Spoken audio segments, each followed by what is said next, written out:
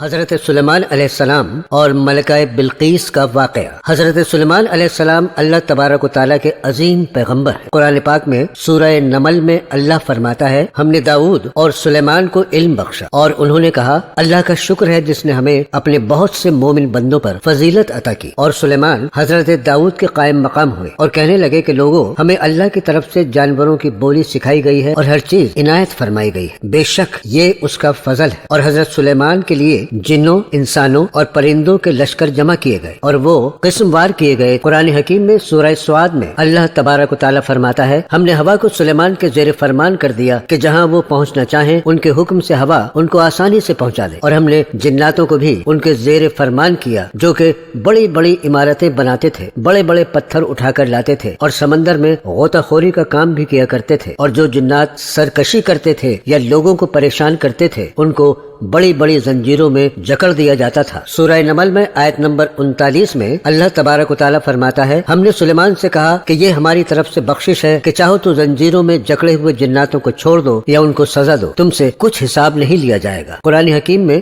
سورہ سبا کی آیت نمبر 12 میں اللہ تبارک و تعالیٰ فرماتا ہے، ہوا کو ہم نے سلیمان کے تابع کر دیا تھا، جو 1 مہینے کی راہ ہوتی تھی اسے وہ کچھ ہی پل میں پوری کر لیا کرتے تھے۔ اللہ تبارک و تعالیٰ فرماتا ہے، ہم نے سلیمان کے لیے تانبے کا چشمہ بہا دیا تھا، اور جناتوں میں سے کچھ ایسے تھے جو ہمارے حکم سے ان کے آگے کام کرتے تھے، اور جو کوئی ان میں سے ہمارے حکم سے پھرے گا اس کو ہم جہنم کی آگ کا مزہ چکھائیں گے۔ آگے اللہ تبارک و تعالیٰ فرماتا ہے، اے داؤد کی اولاد، میرا شکر ادا کرو، اور میرے بندوں میں بہت کم بندے ہیں جو شکر گزار ہیں۔ سورہ انبیاء کی آیت نمبر 78 میں اللہ تبارک و تعالیٰ فرماتا ہے، داؤد اور سلیمان ایک کھیتی کا مقدمہ کرنے لگے تو ہم نے ان کے مقدمے کے فیصلے کا صحیح طریقہ بتایا۔ ایک مرتبہ حضرت سلیمان علیہ السلام نے اللہ تبارک و تعالیٰ سے دعا کی، اے پروردگار، مجھے ایسی بادشاہی عطا کر کہ میرے بعد کسی کو شایان شان نہ ہو، بے شک تو بڑا عطا فرمانے والا ہے۔ سورہ نمل میں اللہ تبارک و تعالیٰ فرماتا ہے، جب سلیمان چیٹیوں کے میدان میں پہنچے تو ایک چیٹی نے کہا، چیٹیوں اپنے بلوں میں داخل ہو جاؤ، ایسا نہ ہو سلیمان اور اس کے لشکر تم کو کچل ڈالیں اور ان کو خبر بھی نہ ہو۔ چیٹی کی بات سن کر سلیمان ہنس پڑے اور کہنے لگے، اے پروردگار، مجھے توفیق عطا کر کہ جو احسان تو نے مجھ پر اور میرے ماں باپ پر کیے ہیں ان کا شکر ادا کروں اور ایسے نیک کام کروں کہ تو ان سے خوش ہو جائے، مجھے اپنی رحمت سے اپنے نیک بندوں میں داخل فرما۔ سورہ نمل میں اللہ تبارک و تعالیٰ مزید فرماتا ہے، جب سلیمان نے پرندوں پر نظر شمار ڈالی تو انہیں ہدہد نظر نہیں آیا تو سوچنے لگے کہیں غائب ہو گیا ہے، مجھ کو بغیر بتائے میں اس کو سخت سزا دوں گا یا ذبح کر ڈالوں گا، یا پھر وہ میرے سامنے اپنی بے قصوری کی دلیل پیش کرے۔ ابھی تھوڑی دیر ہوئی تھی کہ ہدہد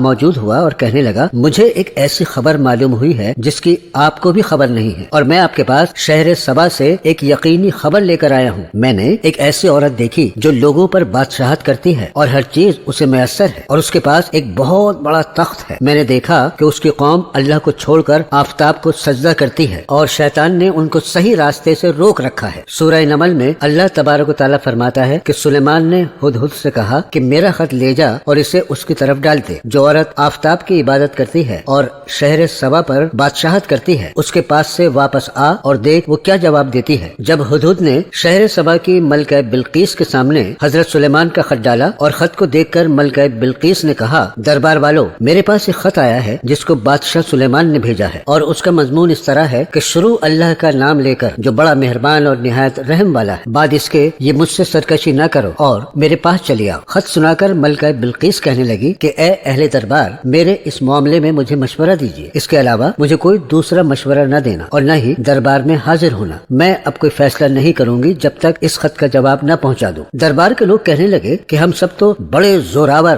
اور سخت جنگجو ہیں اور حکم آپ کے اختیار میں ہے۔ شہر سبا کی ملکہ بلقیس نے کہا کہ بادشاہ جب کسی شہر میں داخل ہوتے ہیں تو اس کو تباہ کر دیتے ہیں اور وہاں کے عزت دار لوگوں کو ذلیل کر دیا کرتے ہیں، اور اسی طرح بادشاہ سلیمان کریں گے، اور میں ان کی طرف کچھ مال تحفے میں بھیجتی ہوں اور دیکھتی ہوں کہ قاصد کیا جواب لاتا ہے۔ جب قاصد حضرت سلیمان علیہ السلام کے پاس پہنچا اور انہیں ملکہ بلقیس کی طرف سے بھیجا ہوا تحفہ پیش کیا تو حضرت سلیمان نے فرمایا، کیا تم مجھے مال سے مدد دینا چاہتے ہو؟ مجھے اللہ تبارک و تعالیٰ نے جو کچھ عطا فرمایا ہے وہ اس سے بہتر ہے، اور جو تمہیں دیا ہے حقیقت یہ ہے کہ اپنے تحفے سے تم ہی خوش ہوتے ہوں گے، اس لیے انہیں واپس لے جاؤ، ہم ان پر ایسا لشکر لے کر حملہ کریں گے جن کے مقابلے کی ان کے پاس طاقت نہیں ہوگی، اور ان کو وہاں سے بے عزت کر کے نکال دیں گے، اور وہ سب ذلیل ہوں گے۔ قاصد واپس چلا گیا۔ حضرت سلیمان نے اپنے دربار میں لوگوں سے کہا، اے دربار والو، کوئی تم میں سے ایسا ہے کہ قبل اس کے کہ وہ لوگ فرما بردار ہو کر ہمارے پاس آئیں، ملکہ بلقیس کا تخت میرے پاس لے کر آ جاؤ۔ جنات میں سے ایک قوی ہیکل جن نے کہا، قبل اس کے کہ آپ اپنی جگہ سے اٹھیں، میں اس کو آپ کے پاس لا کر حاضر کرتا ہوں، اور مجھے اس پر اللہ تبارک و تعالیٰ کی طرف سے قدرت بھی حاصل ہے اور امانت دار بھی ہوں۔ پھر ایک شخص کہنے لگا جس کو کتاب الہی کا بھی علم تھا کہ میں آپ کی آنکھ جھپکنے سے پہلے پہلے اس تخت کو آپ کے سامنے حاضر کیے دیتا ہوں۔ بس حضرت سلیمان نے ملکہ بلقیس کا تخت اپنے سامنے دیکھا تو کہا، یہ میرے پروردگار کا فضل ہے تاکہ مجھے آزمائے کہ میں شکر ادا کرتا ہوں یا کفران نعمت کرتا ہوں، اور جو شکر کرتا ہے تو اپنے ہی فائدے کے لیے شکر کرتا ہے، اور جو ناشکری کرتا ہے تو میرا پروردگار بہت بڑا اور کرم کرنے والا ہے۔ حضرت سلیمان علیہ السلام نے کہا، اے لوگو، ملکہ بلقیس کے تخت کی شکل و صورت بدل دو، ہم ملکہ کی عقل کا امتحان لیں گے کہ وہ سوجھ بوجھ رکھتی ہے یا نہیں۔ جب ملکہ بلقیس حضرت سلیمان علیہ السلام کے دربار میں پہنچی تو اس سے پوچھا گیا، کیا آپ کا تخت بھی اسی طرح کا ہے؟ اس نے تخت کو دیکھا اور کہا، یہ تو ہو بہو وہی ہے، اور ہم کو پہلے ہی بادشاہ سلیمان کی عظمت اور شان کا علم ہو گیا تھا۔ حضرت سلیمان علیہ السلام نے ملکہ بلقیس سے فرمایا، تم اللہ کو چھوڑ کر آفتاب کی عبادت کرتی ہو، جو کہ غلط ہے۔ جو اللہ کو چھوڑ کر کسی دوسری چیز کی عبادت کرتے ہیں وہ جہنم میں جگہ پاتے ہیں۔ حضرت سلیمان علیہ السلام کی بات سن کر ملکہ بلقیس نے کہا، اے پروردگار، میں اپنے آپ پر ظلم کرتی رہی تھی، اور اب میں اللہ تبارک و تعالیٰ پر ایمان لاتی ہوں، اور آج سے میں اپنے گناہوں کی معافی چاہتی ہوں اور اللہ ہی کی عبادت کروں گی۔ اللہ تبارک و تعالیٰ میرے گناہوں کو معاف فرمائے، آمین۔